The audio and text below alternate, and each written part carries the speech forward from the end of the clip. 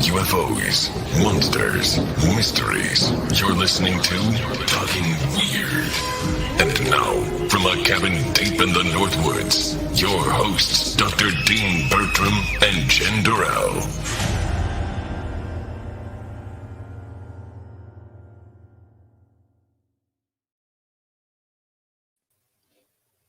Well, hey, baby. Well, hey. How are you? Well, I'm actually, it's all right. I've got loud. some, I don't know what I've got, some awful virus, flu-y, maybe COVID. I haven't been tested, hanging around. Anyway, so if I cough or splutter tonight, anyone who's watching and listening, please forgive me. Also, if I'm a little wired, it's because I took a bunch of cold medicine. So I'd have to be doing the show and not passed out. So that, that explained my current state. How about you? How's your week? What's happening at the haunted location you work at? Any stories for us? Well, there's several, but today we had a little bit of electrical issues. So it was actually the birthday of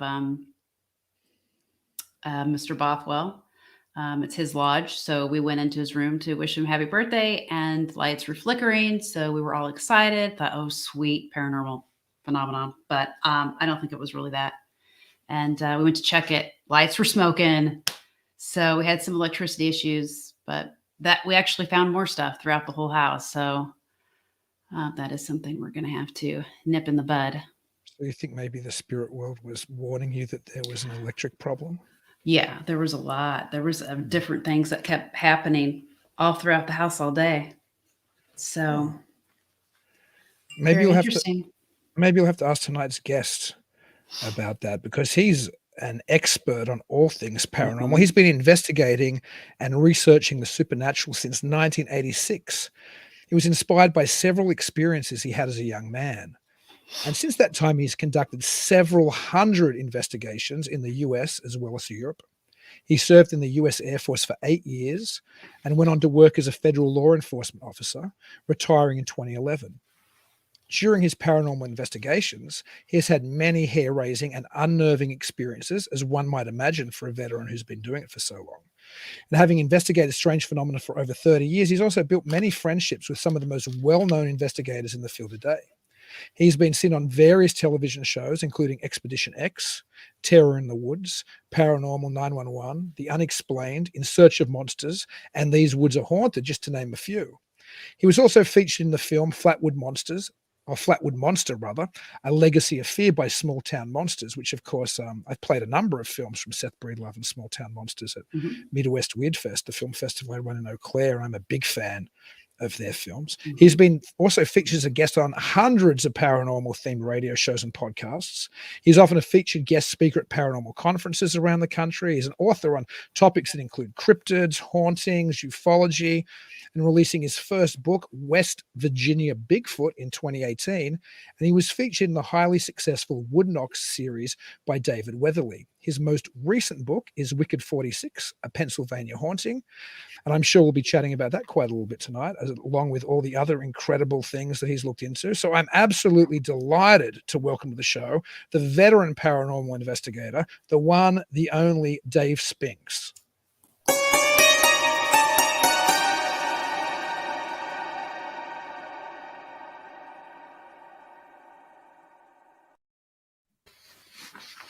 Hey, Dave.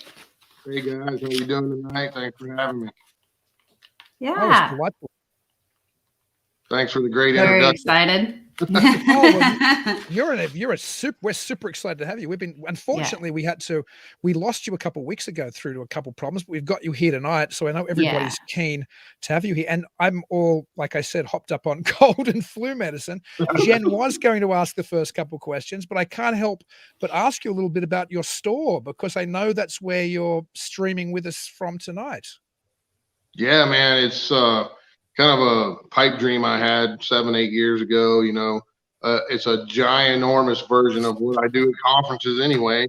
You go speak at these conferences around the country, and you have your table and you're selling your books and, some small merch on your table, stickers and whatnot, whatever you got. And I said, man, it would be cool to have, I call it my own Paranormal Spencer's. So, and it's also really, sir, it does double duty for me. It's really my office, home away from home office.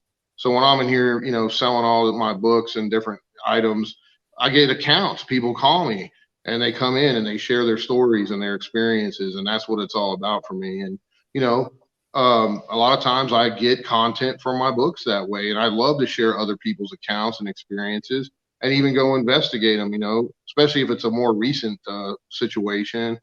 They'll come in and say, "Hey, can you come and check out my house?" Or I saw this, or I got this foot track in my backyard, whatever the case, you know. So, you know, it's a great way to interact with the public. And the cool thing about this location is my girlfriend, she's a holistic healer too. So we have attached right to it, you walk through my store to hers, we have an event center, and then in the back of that, we have a holistic healing center. It's not open yet, still under construction, but it's coming. And she has another shop up in PA called Synergy Springs. And this is a branch off of that. So and that store she has up there, man, it's booked like through March or something. She's oh wow. So you know, we try to help people in many different ways, whether it's through healing or, you know, investigating negative hauntings, trying to get to the bottom of what's going on and get proper clergy if we need to, and so on and so forth. And we do, you know, she does that herself, clearings and cleansings and even exorcisms on a case, because she is a minister as well. And she's an ex college professor, and she died 5 times, and that's why she does what she does now.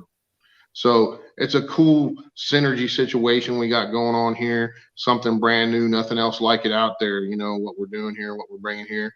And the cool thing about the store is it's right on the edge of the Monongahela National Forest.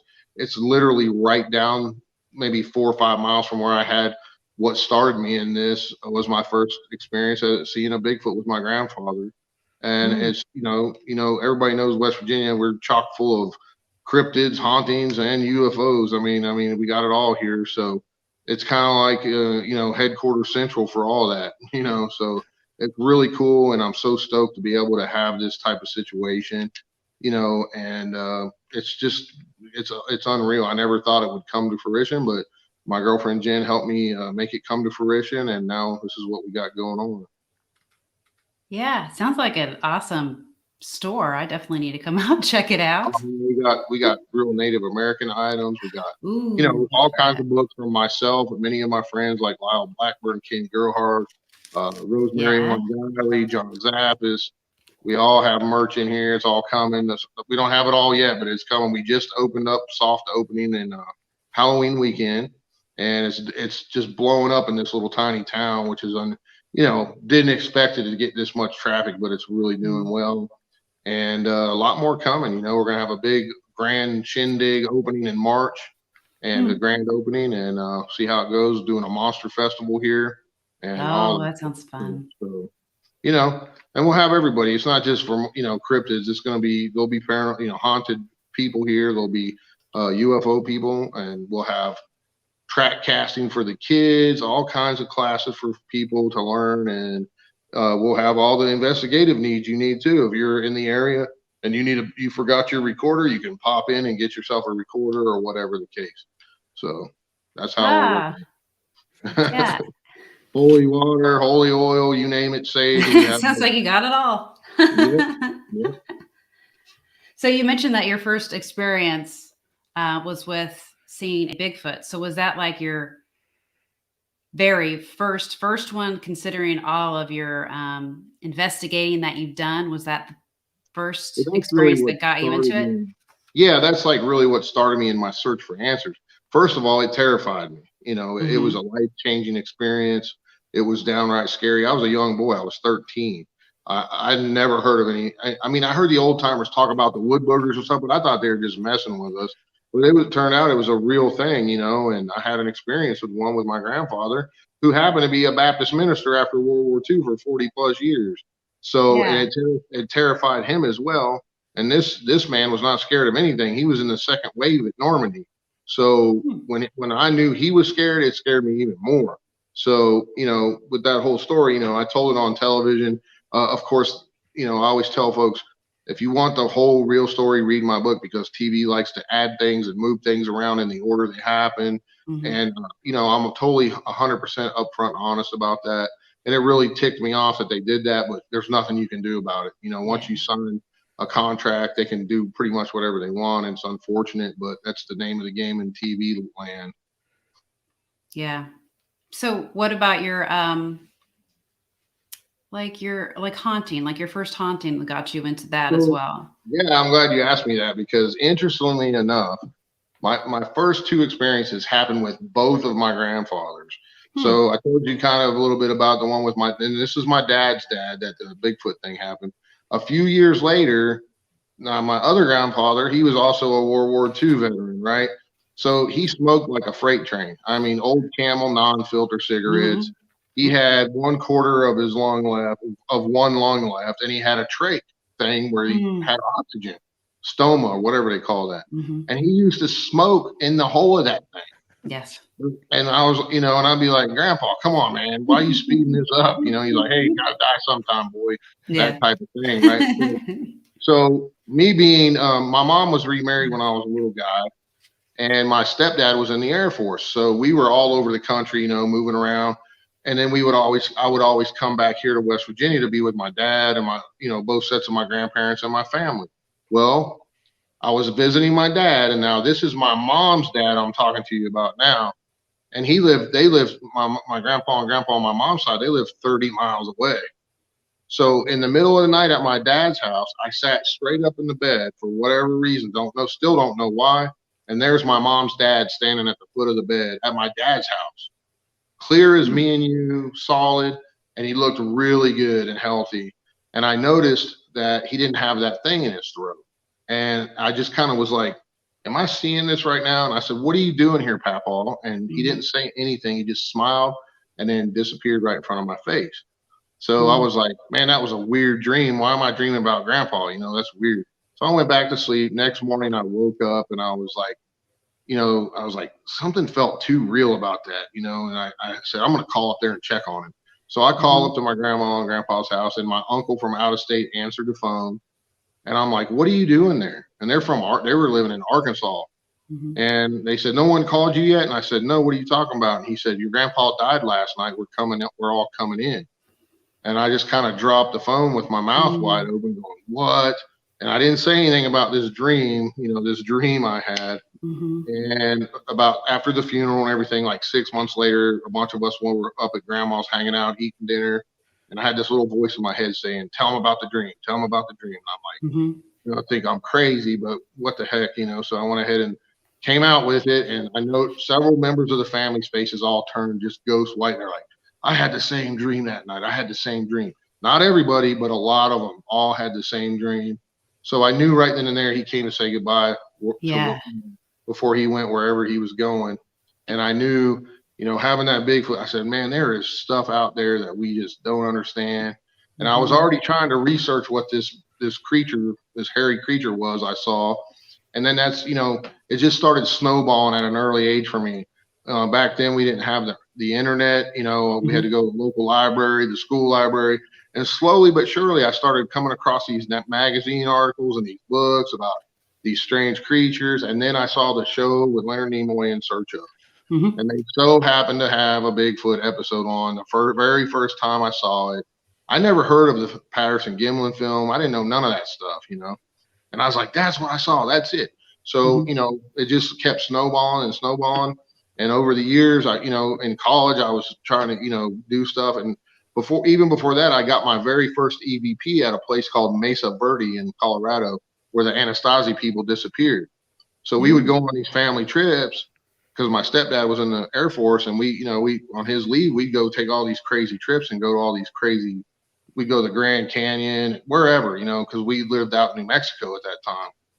So, I saw Hans Holzer on another episode doing EVP work, and I had a recorder just like the one he was using. I had gotten it for Christmas, and I used to record the radio of my favorite songs. I'd wait for the songs and I'd hit record, and that's how I had my music. So I said, I can do that. So we went on that trip, went to Mesa Verde. And if you've never heard of that, it's a fascinating place with the whole, they don't even know what happened to those people to this day. That the whole tribe just disappeared. And So it's this ginormous rock cliff, and underneath this cliff, there's a whole city of Pueblo ruins, and they're still in mint condition to this day. Mm-hmm. And it's a fascinating place. But long story short is I said, I'm going to try to do some of that stuff Hans Holzer was doing and try to get, EVPs. So we were out there during the middle of the week. There was no people around. There was nothing going on. And I actually got my first EVP was really light drumming noises. You could hear them boom, boom, boom, boom. And then I heard some chanting along with it too. So, it was really fascinating when you play that back and you're like, man, I got something here. Look at this, and then it just snowballed. And over the years, I've had a lot of different experiences and things, I think some people, not trying to say I'm better than anyone else, but I think some people are more connected or whatever you want to call it. And they get more things sometimes than just the average. Number one, you have to have an open mind. Number two, you have to have your own experiences. It's like religion and politics.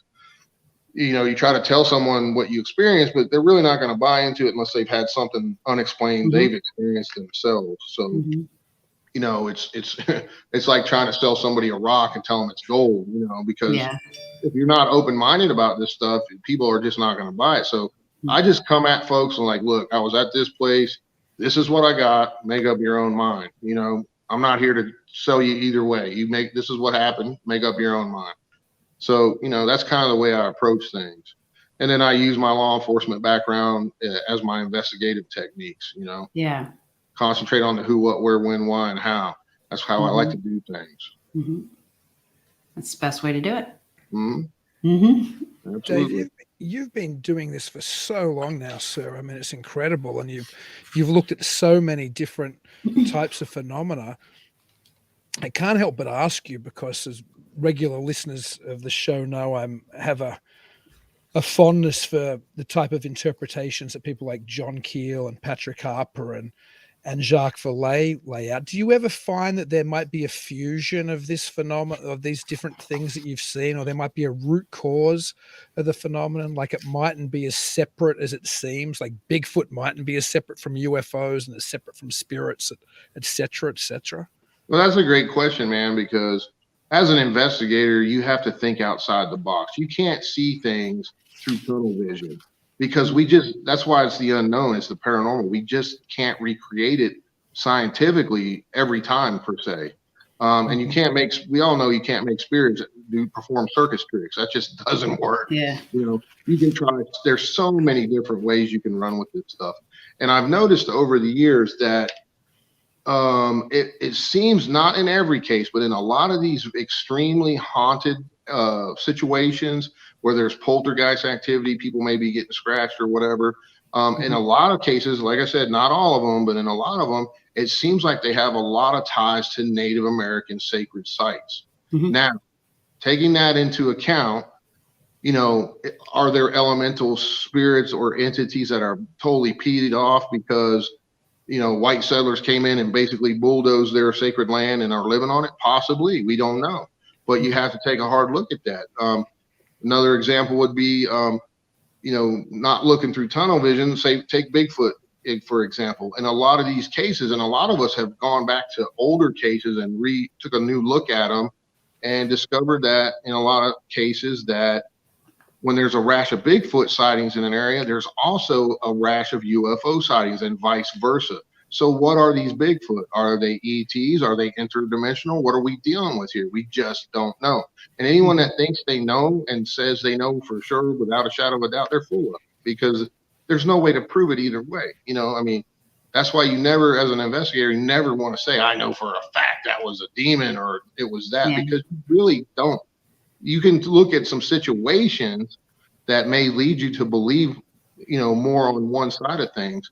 And then you have to make an informed decision basically with what you may be dealing with. So, one of the ways I like to do things too is all this fancy equipment and stuff. It's in your tool bag, so to speak. So you have this meter and that meter and this and that. But what I like to do is I like to get hits on multiple things at the same time. So I might have a static meter set out. I may have an EMF meter set out.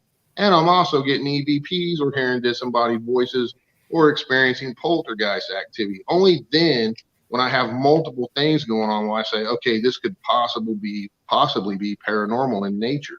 What are we dealing with here? How come this meter's reading this? How come we have two cameras set up virtually right next to each other and only one of them captured an EVP and the other one didn't capture anything? Yeah. How do you explain that? Things like that you got to take a hard look at. Also, with the Bigfoot and other cryptid phenomena, you have to take a hard look at all the eyewitness accounts. Yeah, there's no body, but are you telling me tens of thousands of people, almost yearly are not seeing what they say they're seeing? Yeah, of course there's going to be some quacks and some crazies out there that maybe on hallucinogenics or whatever that thought they really think they saw something, but they didn't. But when you're talking to law enforcement officers, you're talking to doctors, lawyers, school teachers, excuse me, people that have something to lose by sharing their experiences, you have to take a hard look at that. Not only that, but you look at the Native American peoples who have been sharing the same accounts. Almost every single tribe has a similar account of a large, tall, hairy creature that lives in the woods. And they go by different names, sure, but it's the same type of creature. And it's not just in the United States, it's all around the world. There's stories from the Vietnam veterans that had battles with what they called rockade during the Vietnam War. There's been books written about it by veterans. So, this stuff's not made up, people. People really experience this stuff, and it's fascinating. To me, it's kind of like my little mantra. I always say, after all the things I've seen and all the places I've been, this is what I was meant to do. And it's three of man's greatest unanswered questions. Are there strange creatures walking among us? Are we alone in the universe? And what happens to us when we die? Those are still three of man's greatest unanswered questions. And for some of us, we know the answer, but we don't know the answer, if you get my drift. Yeah. So with did that answer your question, or was it all of it? Yeah. No, that was fantastic. I thought it was a good answer. So with your recent book, I bought your book, The Wicked 46, which was awesome. That whole location is just a hot mess. I mean, all the stuff that came out of that is just crazy. Yeah, it was nuts. That place is one of those places that is just pure negative energy out the yin yang. I mean, a lot of us that were involved in that case no longer speak to each other. A lot of bad juju happened. Only a couple of us remain cordial and talking, but that happens sometimes in these cases. But back then when we did that, no one had done anything like that. We actually moved into that house for over a month, 24/7, a team of people, and experienced some crazy hair-raising stuff. And we learned more about the place and a lot of different people, families that moved in there, a lot of them never having drug problems or anything. Lo and behold, soon they were alcoholics, drug addicts, lost everything. Like some of the families moved in for a month and left all their belongings and were gone. I mean, that's how intense this thing was. Of course, the Warrens had been there in the early 80s, and there's a famous newspaper article of Lorraine standing out in front of the house, rubbing her hands, saying that there's something evil in there. We had John Zaffis, their nephew, come in, and he spent a few days with us in this house. And even in the book, when you read the book, he talked, I tell his experiences, how personal it was. Some of the responses we were getting were directly related to his family. Very personal things were going on, and to the point where he was totally pissed off about it. At some, not to us, but it was saying some pretty derogatory things and attacking his family and him in some different ways. But it was very personal, and a lot of bad stuff happened. And I talk about it in the book. After that investigation, we stayed there for a month. When we went back 3 more times, me and the main guy, the other main guy, his name's Tim. We went back 3 more times for 2 weeks, a week and a half, 2 weeks at a time, more so than the rest of the guys. Some of the people quit right away. They could not handle it. It was very intense, very negative. And I seen grown men cry like babies in that house, and you name it. But after that investigation, I had like the worst year of my life. I had an attachment from there for sure, without a doubt. I know that now, and I had to go get cleansed. I went almost financially bankrupt. I went through a crazy divorce. My health, out of nowhere, I got cancer in my leg. They removed a tumor that big out of my leg. That was never there, you know, and it's all happened right after that investigation.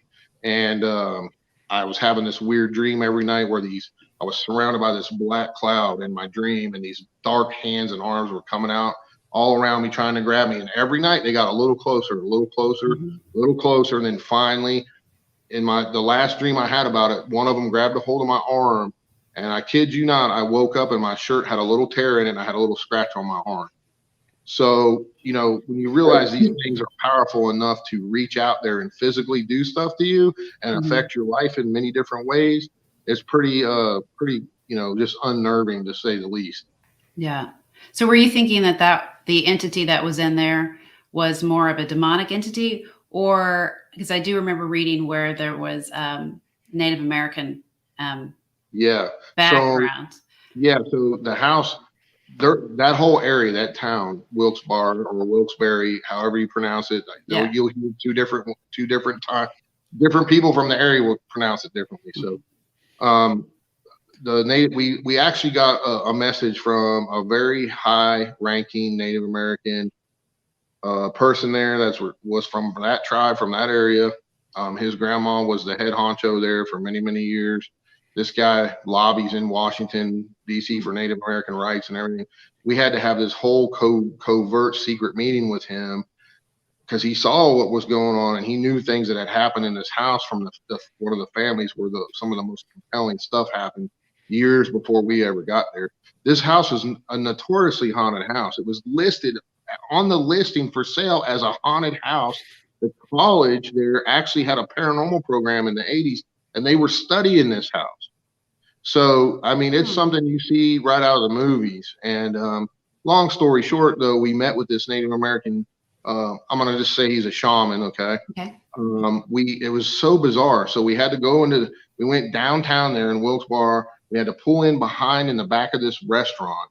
And when we knocked on the door, this dude came out, and he was just like a muscle, looked like a bodyguard, and he spoke like he was Russian. So I'm like, what are we getting ourselves into here? We go in, there's nobody in this restaurant, and we go to this back room, and there he is with his assistant. And when you shake the man's hand, you felt the energy coming off of him. So he proceeds, and we have this whole interaction, and he tells us, you know, that what's going on in this house is that it's built on sacred Native American burial ground. The graves were all desecrated, and we're talking way back to when the early settlers came there, you know. And there was also witchcraft done in that house at some point. And the only thing that's keeping it from going full tilt are the Native American spirits there that are keeping the demonic spirit at bay. So he's like, this is what you got to do. Well, we were in no position to do what he told us to do. He wanted us to have the house knocked down, and we were to build a water feature and medicine garden there. We're like, sir, we can't do that. We don't own the house. We're basically renting it, trying to figure out what's going on here. And he's like, that's what you got to do. And then the guy I was with ended up buying the house for nothing because everybody in that town knew about this house. I mean, it's crazy. It's just one of those places. So that all went down like that. Then he ended up buying it. And of course, he's kind of dark in nature. You know, he likes to provoke and all that stuff. And back in those days, I was running and gunning. You know, I was there to film and document stuff for him. Basically, that was my job on the team. And investigate it, you know, and he's very dark in nature. He likes to use Ouija boards and everything else and try to conjure and intimidate, you know, try to basically provoke spirits. And it did not go well, let me tell you, obviously from the, you know, fallout from everything. So in those days I was running and gunning, you know, I'm all for it. I'm not scared of this stuff. And let me tell you, it affected me very, very negatively. And I wrote that book. That was actually the first book I ever wrote. So long story short with that book sat on the shelf for almost 6 years, not being put in publication. So it just came out because some things transpired. The guy that I was with who bought the house, he actually ended up selling it a short time later to a big time movie guy. And basically they said, well, if you put that book out, we're going to sue you. And I'm like, you can't sue me over my story. That's my experience. So, you know, the lawyers got involved and all that. And they're like, he can't beat you, but this is what he's going to do. He's got money, so he's going to hold it up in court, and you're going to spend thousands and thousands of dollars fighting this guy. And this is what he does for a living. So, you know, me and Weatherly had the book. The book was done. I mean, it was literally a day or two from going to print when this all went down. So I was really pissed. You know, I spent a lot of time and effort putting that book together. It was basically a daily journal of what I experienced in there. And so it sat on the shelf, and lo and behold, we found out he sold the house, and then within a week and a half, man, the book was out. So, you know, things, you know, and that's the thing with the paranormal, things seem to come full circle. It's synchronicity, you know. Yeah. So, you know, Weatherly is an excellent author and writer himself, and he's one of the ones that, you know, really pushed me to put my stuff into books. And him and Rosemary, you know, he introduced me to Rosemary, and Rosemary was a mentor of mine. And, you know, she's like, Dave, you have so much stuff. You got to start putting that out there for people to read what you've experienced and what you've seen and what you've done. So that's what I did. I'm not a writer. I'm just learning to write, really. And that's what they make editors for, you know. Yeah. But it's important to me. It's a way for other folks to tell me their stories, and they get to share their stories in some of my books as well. So that's what it's all about. Knowledge to me is power. The more we share our experiences, the more we can learn from one another. I agree. Speaking of books, you've got, I haven't read it yet. I need to get a copy of it though. Cooking with Cryptids out, which is, can you tell us a little bit about that? Newest book. That's actually my newest book. Wicked 46 just came out a few months ago, but this was something that one day I was sitting at the house and this light bulb came on, and I was like, how fun would this be to do a cookbook? Because I love to cook. So I said, I'm going to do a cookbook and give all the recipes monster names, do a little paragraph about each monster, and then they have the recipe in there.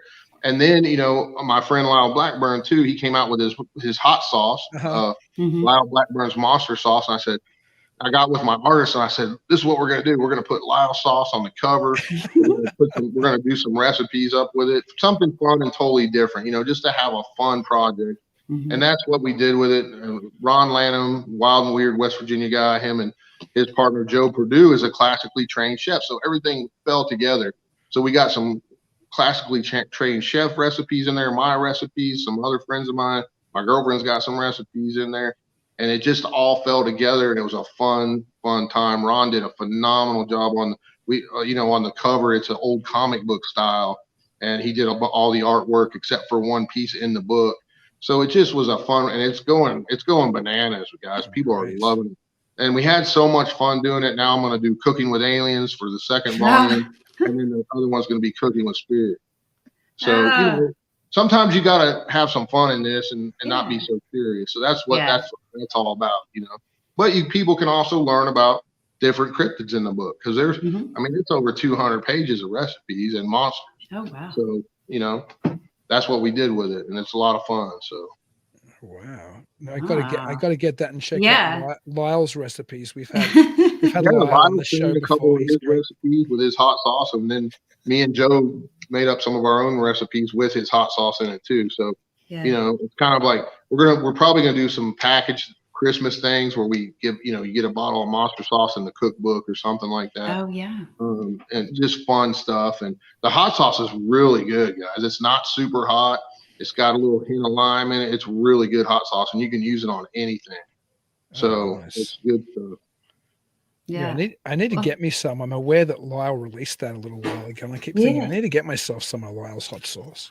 Yeah, yeah. And what I'm doing in the store too is really cool too, because I said, you know, I want my friends who are writers and stuff to have kind of an outlet here too, where they can, you know, have some of their books in the store. So I'm giving select people their own shelf. So they're going to have their books. They got an 8x10 and their products on there. So people can see firsthand some of the people I work with and what I'm doing, and they can get to pick up their merchandise too, you know, because, you know, a lot of us are, you know, we go through independent publishers. We're not mainstream, because mainstream publishing companies, they really screw you. You don't make nothing on books unless you're like Stephen King or somebody that big.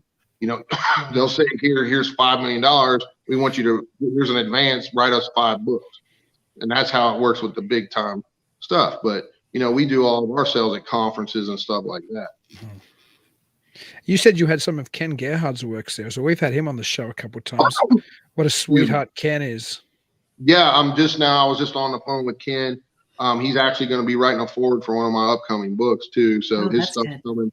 Some of his books are coming in the store. Some of him and Lyle's new American Monster Tour movies will have those. Mm-hmm. You know, so this is a one-stop shop, guys. I'm loving it, man. I mean, I'm so honored and proud to have worked with some of these people in the field over the years, and they their work deserves attention, and I want to give them a little outlet to be able to get that stuff out. That's great that you're doing that. Speaking of other people in the field, when I think of people in the broader paranormal world who have a law enforcement background, the two people I always think of are you and David Paulides. Can you give me a take on Missing 411? If you have any idea of what's oh man, Paulides behind those disappearances? He's phenomenal. He's put a ton of work into that whole deal, a ton of research and investigation. I mean, it's phenomenal. I mean, the work he's done with it, I mean, he deserves all the kudos he gets from it because he's put a ton of work in it, and his stuff's first class. I mean, that phenomena is a real thing. I mean, there are people, literally thousands of missing people that go to the state and national forest, and all of a sudden nobody ever hears from them again. So you got to say, what the hell's going on here? What is going on here? Sure, there's probably some people that go out and they don't want to be found, or they go out to kill themselves. That happens. But not all of them. I mean, some of these cases, if you read any of his stuff or see his shows, I mean, they find the people they were right there with their family or someone, their friend, and they just up and disappear, and then they search for them. They were just like 10 feet away and they're gone. Yeah. So what's happening here? Is there portals opening up and people are getting sucked through? What's going on? And sometimes they find their clothes all piled up nice and folded and neat, and there's no body anywhere. What the heck's going on here? Did they get beamed up or what? I mean, that's some scary, freaky stuff right there. Have you come across anything like that in any of your investigations? Like people who've just disappeared off the map? Or yeah, there's actually a couple cases here in West Virginia like that I've just recently started looking into because it's fascinating stuff to me. But it's also scary too because you could find a body you may not ever find. Like just take, for example, the bulk of the Bigfoot sightings in West Virginia take place in the Monongahela National Forest. That's why I put my store right here in this little tiny town. It's literally a mile down the road. And we're talking hundreds of thousands of acres of nothing. I mean, pure rugged wilderness. There's hardly any people that have ever been there other than the early loggers. And, some of this country through there is very rugged. It's just too hard to traverse for people. So, sometimes hikers go out there and they're hiking and they get hurt. They got to fly. They go in and help by helicopter to get them out. I mean, there's no way to get vehicles in there or anything. So, when someone goes out like that and comes up missing, it's very hard to find them, especially if they're hurt or whatever happens, you just never know. So, yeah, there's some missing kids around here and different things like that we're looking into. And I think a good thing to do with guys like me and others that have law enforcement background is try to maybe work paranormally on some of these cold case files like that. Yeah. Because you never know. You might get a response on a ghost box that may lead to something, and it's fascinating stuff.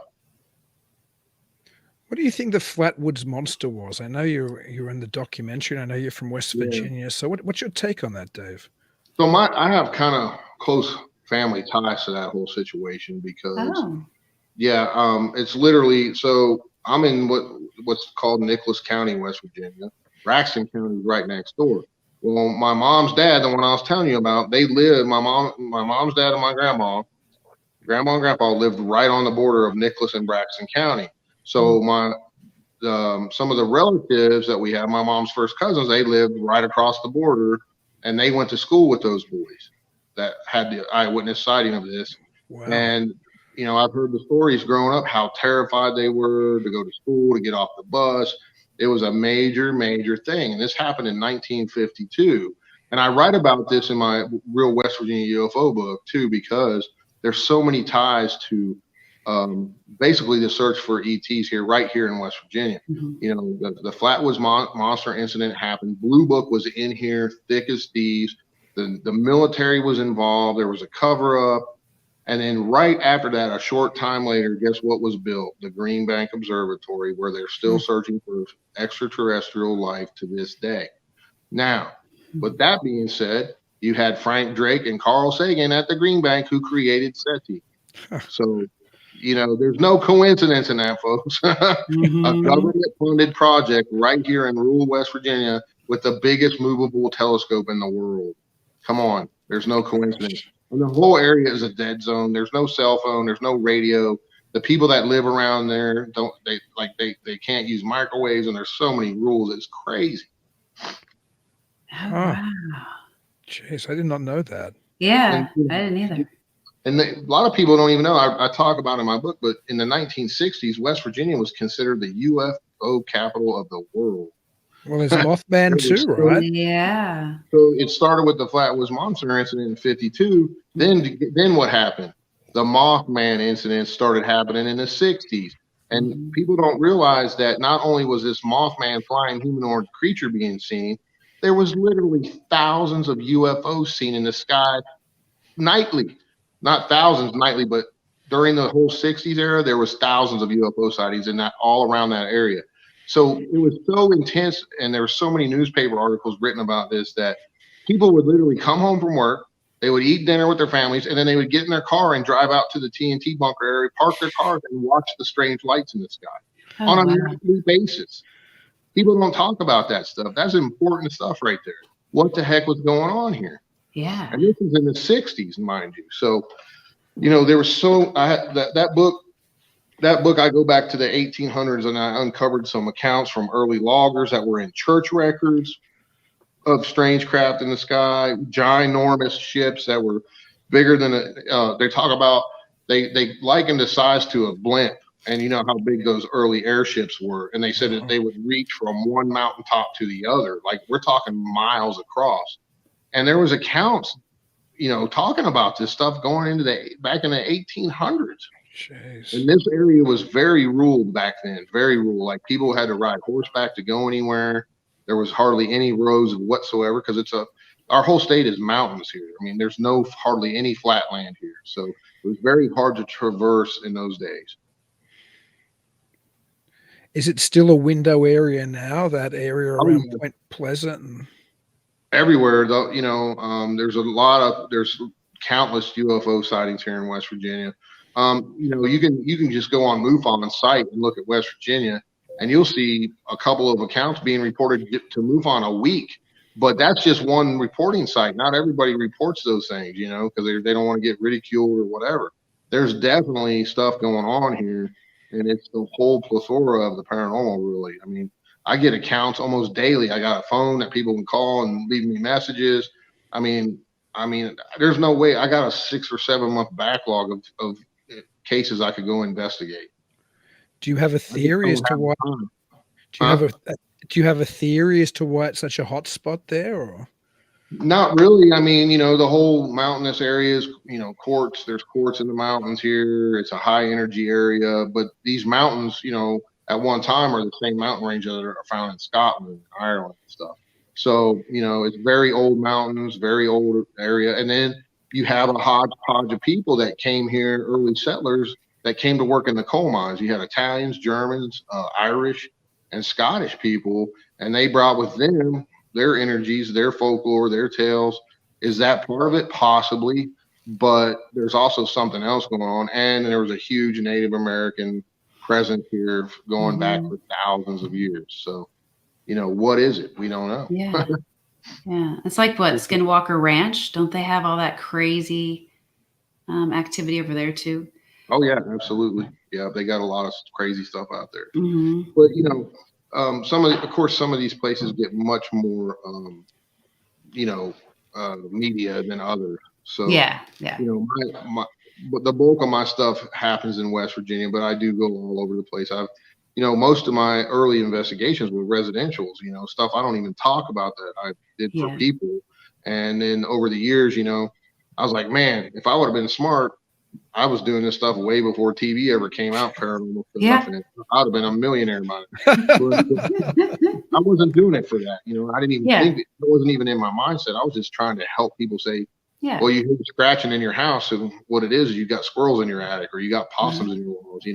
I was trying to debunk everything, but of course you can't always debunk everything, and it just started happening. I had my own experiences, and I knew how it terrified me, and I didn't want those people.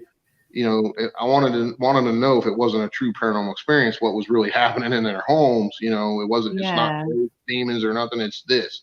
But in a lot of these times, you can't explain what's going on. So that's just kind of how it snowballed for me over the years.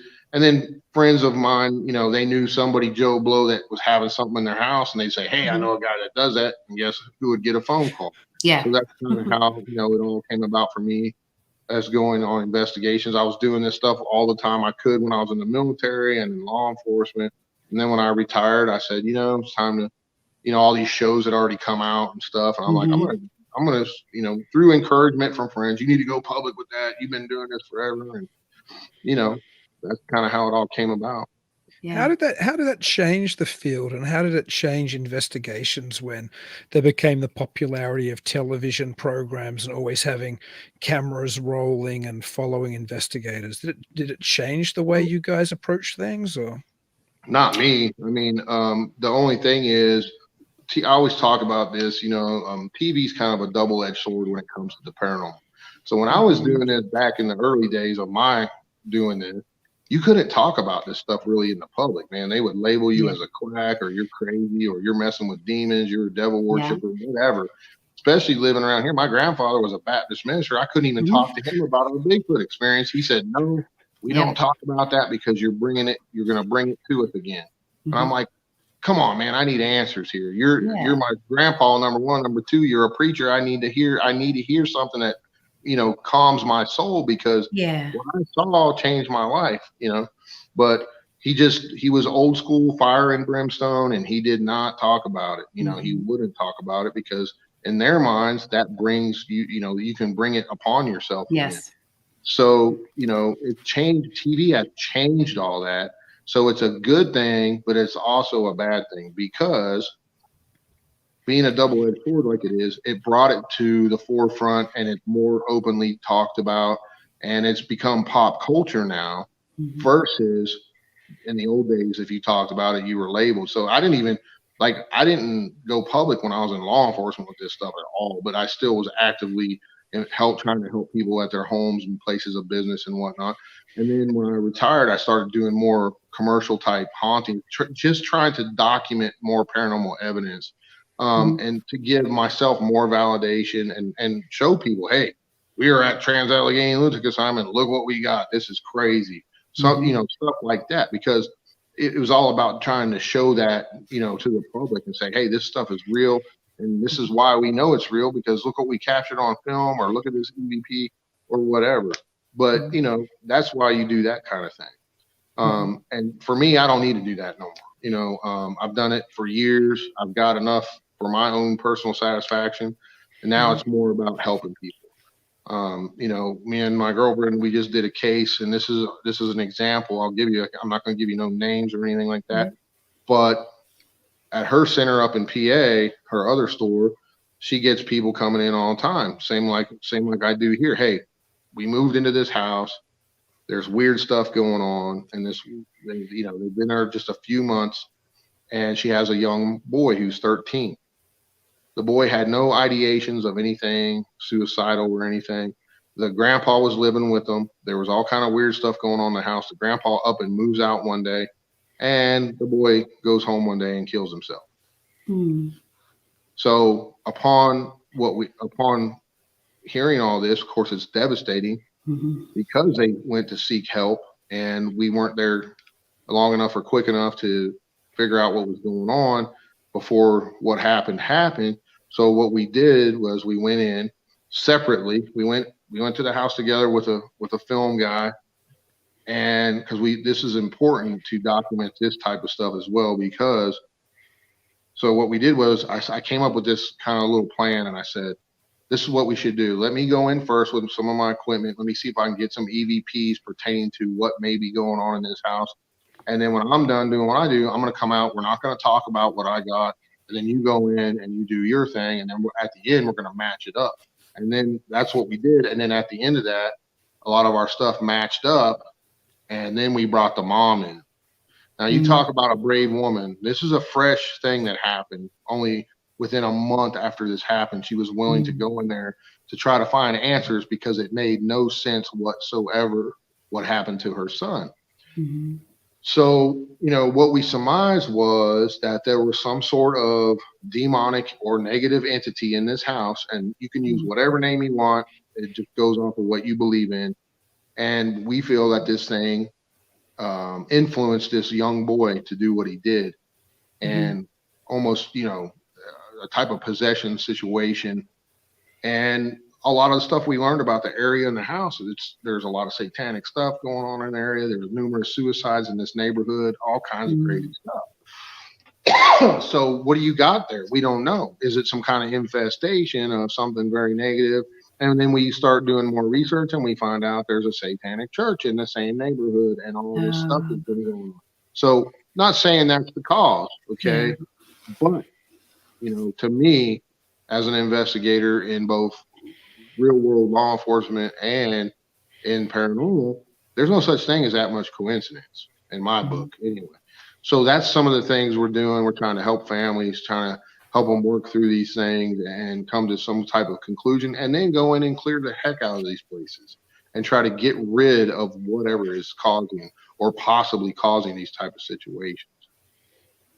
So when you have to clear these places, do you find that you have to do it more than once? I mean, the rituals that you have to do, and is it a long drawn out process, or? It can be. You know, you can literally, if you've done this for any amount of time, you know, you could spend an entire career at one location, literally. So we'll come in and do our thing. You know, of course, she is not going to keep that house, and she's, you know, it's gone. You know, but we can't leave it just how it was for the next family that may buy this place, because obviously they got to sell it and have somewhere to go after that and make money, you know. So you try to go in and do your thing, and then maybe bring in some backup with various backgrounds. You know, when we, you know, can we do those things ourselves? Sure, but you never know who's going to come in there after that and may have something that reactivates this stuff. A prime example of that would be the Amityville house, right? So you had all that stuff go on with the DeFeos and all that. And then there was families after that that never experienced any paranormal anything. So what is that? You have to look at that. Okay, do people drag their own attachments around, or why do some families experience crazy stuff in one house and then they move out and then another family moves in and nothing happens? So, you know, it's like an onion, man. There's so many layers to this stuff, and it's so hard to get to the bottom of it sometimes. But all you can do is go in and cleanse it with good intent and bring in some other, you know, bring in multiple. I suggest bringing in multiple different clergies and having them do their thing. Why not? What's it going to hurt? It's not going to hurt anything. It's going to help if anything. So, yeah, that makes sense. Didn't you purchase a well-known home that's got a pretty bad rap for some? Yeah, I did. That just shows you how deep I'm into this stuff. So, an opportunity presented itself to me from the notorious Willewee House in 2017.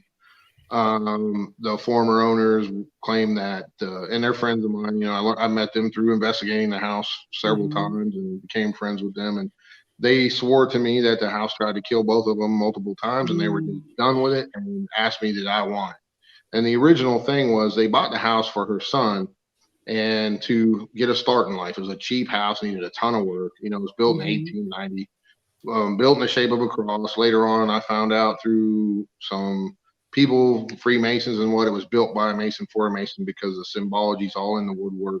And everything else. I knew there was Masonic symbology in there, but not to the extent that it really is. It's pretty heavy duty. So, and there's so much with that house. I mean, we could spend 5 episodes of your show, 2 hours talking about it. There's so much stuff with it. But so I said, okay. And I said, let me think about it. Cause I'm like, are you serious right now? She goes, this house, you know, Dave, it's evil. I don't want nothing to do with it. We're out of here. And they moved 30 miles away. So I said, give me a couple days. And then we discussed the price and all that. And then I said, yeah. I thought to myself, well, what better of a place could I have to study paranormal phenomena than the Willewee House? So that's how it all came about. Basically had my own lab. I still have it, but I've shut it down to other investigators for two reasons. One, structurally, it's not too safe. It needs a lot of work. And two, it's just so negative in nature. I'm scared somebody will get a bad attachment, because other people, friends of mine, have been attacked severely in that house. And I never have, for whatever reason. That's one place I've never been attacked. I've got some phenomenal evidence out of there, but I've never been attacked. I don't know why that is. I just never have, you know. So the plan is with it. I'm still conducting some stuff. I'm filming a little documentary about it. And you know, from beginning to end, what I've experienced and other people have experienced in there. And basically, I'm either going to burn it to the ground, or I'm going to have it knocked down, and then I'm having the whole land cleansed, because it's that negative in nature. So I wouldn't even feel comfortable selling it to someone and having them live in it. No way. I mean, I would not forgive myself if something happened to someone in that place. So I feel it's kind of like my duty and to just do the best we can and cleanse it. And a lot of people feel, and I kind of do, but I'm still on the fence, that it's an open portal and lets all kinds of stuff come in. There was some kind of witchcraft practice in that house. I guarantee it 100% at some point in time. We don't know when, sometime between the 80s and recently, before I owned it, before Brenda owned it, the former owner, because there was a weird pamphlet book found between the old floor and the new floor, hidden in the corner. So, and the new laminate floor was put over top of the old floor at some point, and this pamphlet was stuck underneath between those two floors, hidden for a reason. And it's a pamphlet by the Church of God, mind you. But on the front cover, it says, "Is the spirit world real?" And it has an upside down pentagram on fire. And it talks openly about necromancy, summoning demons, and everything else. So I researched the books, you can still get the pamphlet. But I know for a fact that any Christian organization would not print something like that. Okay. It's literally telling you how to do things of that nature. And no Christian organization that I've ever heard of would openly condone doing things like that. And when I did some research on this particular sect of the Church of God, it's more cult-like than anything else. So, you know, it is what it is. So there's a weird fire pit in the crawl space under the house. And when I'm a pretty big guy, so when I go under the house, I got a belly crawl down into it, and then it opens up a little bit, and I can crawl on my hands and knees. But that's it. But there's a fire pit built in the dead center of the cross of the house. So picture a cross in your mind like that. Right in the center of that cross, there's a fire pit that has ashes in it, and it's surrounded by rock. So, and if you read the book about it, there's all kind of crazy stuff that's happened to the maintenance guy she had before me and all this stuff. And there's a lot of strife with the former family of the last man who lived in it, who shot himself dead in the house. They attacked her severely because she reached out to paranormal people trying to find out what the hell's going on in this place. And they started attacking her because she made a Facebook page and was talking about all the different things that they experienced. And then when I bought it, it just transferred over to me. And, they're accusing me of exploiting their family members for money, which is so not true. I reached an olive branch out to this family. I said, look, I want to build a plaque in the house, dedicated to your family that died in the house and everything. But they pretty much told me F off. So I was like, look, it's my property. I could do whatever I want, but I didn't have to go out of my way to reach an olive branch to you. I didn't even print their names in the book, even though it's all public information. It's out there. Anybody can see it. But out of respect, I didn't even put their names in the book or anything. But I still catch flack. But that's okay. It is what it is. Yeah. So, a lot of negativity associated with that house. So at some point, I'm going to show them. I've already showed them. I haven't had the house open since COVID at all, period. And other than for me, and, I haven't really done much there other than doing some filming for the documentary and stuff. But at the end game, all we'll see that it's not about money for me. I'm literally going to tear down a notorious haunted property that I could make tens of thousands of dollars off of. Yeah. In fact, I've already, having it closed this long now, I've already lost that much. It's not about the money for me. It's way more than that for me. So, at the end game, they'll see. Yeah. Oh my.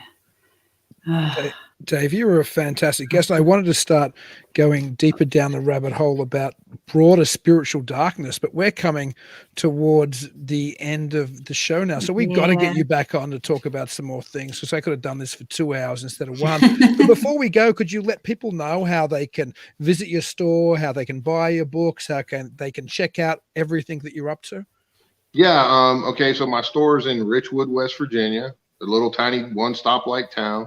But come on down, man. We got it all. And this spring, we're going to have all kinds of cool stuff. We're going to have conferences, special guest book signings, authors, other TV folks coming in. And we're going to be doing ghost walks in the town. We're going to be doing Bigfoot expeditions and hunts right out of the store and all kinds of fun stuff. So, come on down and just look at our Facebook page. It's Dave Spinks World of Weird and Synergy Springs on Facebook. Brand new page. We just opened that up. But go to my website, www.davespinksparanormalinvestigator.com. You can see all my books and more, where any speaking engagements I got coming up, which is kind of slim to none because of COVID. But we've had a few hit and miss, but we're going to have a lot here coming 2022. So you can see all my stuff on my website. And there's nothing on the store there yet. There's just a page, but there's a lot going to be coming on there. It was great having you on the show. And until we get to chat again. Yeah, weird. Yeah, and anytime, guys. Thanks for having me. Yeah. We'll have to make a trip out there too. Absolutely. Yeah. Come out and do a live podcast out here. We'll do it. That would be awesome. We're going to do it. Cool. Be a lot of fun. Thank you. All right. Have a good night, guys. You too. All right. Keep it weird. All right. You too. You too. Thank you for joining us tonight. If you're interested in checking out more episodes, you can find us at talkingweird.com. If you haven't already, please like the show on Facebook, Twitter, and Instagram at Talking Weird Podcast. Make sure you never miss an episode by subscribing to Talking Weird. We're available on most podcast platforms and YouTube. And if you do enjoy the show, please leave us a review. Dean and I would really appreciate it. Until then, stay safe and keep it weird.